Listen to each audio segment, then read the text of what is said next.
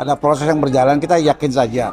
Dan kita lihat bagaimana besok, bagaimana mungkin karena masalah adat mereka kurang tertarik, ya, masalah aksara. Tapi ya itulah bagian tugas kita untuk mengaktualisasi, merevitalisasi anak muda ini supaya semakin mengerti tentang budaya ini.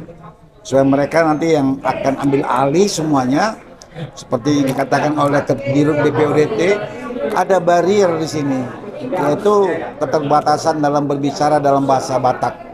Itu yang membuat kadang-kadang tidak nyambung. Tapi kita harus sabar, pelan, step by step. Nanti malam kita lihat, karena nanti malam juga, besok malam banyak anak muda ingin menonton hasil perlombaan yang 6 itu. Mereka mau lihat siapa si juara aksara, siapa lomba marpasa, siapa lomba marpidato. Nanti kita lihat. Terus dari segi kuantitas yang ikut lomba, kalau kita telusuri kayaknya belum terlalu banyak. Apa mungkin ini menunjukkan minat yang kurang, atau mungkin ada faktor lain nih Pak Ketua? Ini faktornya memang yang banyak mengerti tentang aksara, banyak mengerti tentang upasa, martumba itu umumnya masih dari kampung kita. Orang Jakarta sedikit yang mendaftar, tapi di kampung itu masalah adalah internet. Mereka ingin, tapi aksesnya belum punya komputer, punya keterbatasan dalam bidang IT, juga dalam internet, itu membuat hambatannya. Mereka banyak kirim setelah beberapa hari, rekam dulu baru kirim, jadi banyak terlambat. Itu yang kita lihat. Banyak peminat, cuman karena akses internet di daerahnya kurang, ya. Kemudian sedikit keterkendala dalam kemampuan teknologi. Nah, itu yang membuat. Oke, baik.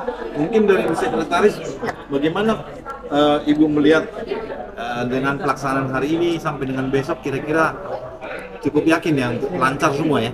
Iya, cukup lancar ya.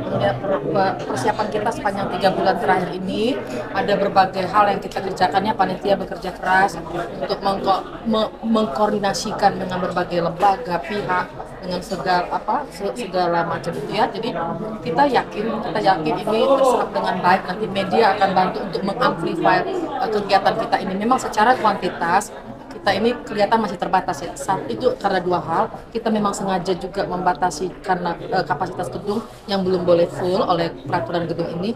Yang kedua, kita sendiri, inilah contohnya, memang ini merepresentasikan, mengcapture bahwa memang budaya itu sesuatu yang old ya bagi orang-orang. Jadi dia tidak sesuatu yang happening untuk dia ikutin.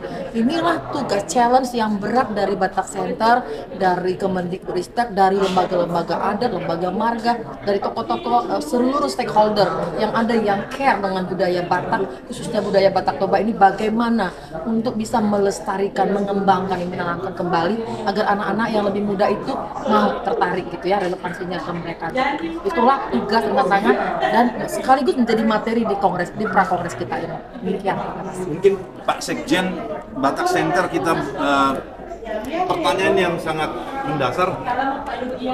Bagaimana Bapak bisa melihat bahwa tujuan dari kita untuk melestarikan dan ingin lebih mengimplementasi terhadap kalangan milenial, apakah kira-kira dengan penyelenggaraan ini sudah cukup meyakinkan untuk tercapai, dan dengan kongres nanti bagaimana kaitannya? Apakah anak muda juga banyak hadir di sana? Silakan Pak Sekjen. Ya, terima kasih kawan-kawan.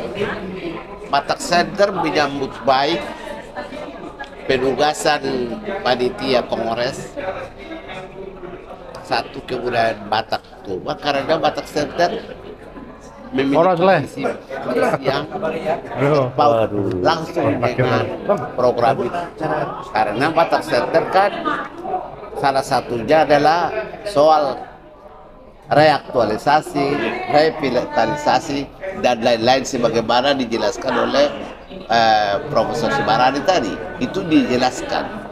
Nah, menurut saya ini langkah pertama dari langkah-langkah berikutnya. Batak Center sadar bahwa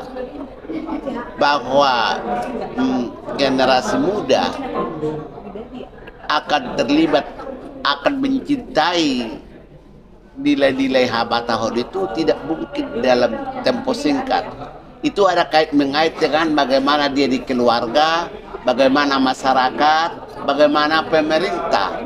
Oleh sebab itulah Batak Center tidak merasa mampu melaksanakan ini sendirian, harus melibatkan pemerintah dan masyarakat supaya nilai-nilai Habatahun itu menjadi milik kaum milenial ke depan, dapat nilai-nilai Habatahun itu terinternalize bagi mereka semuanya.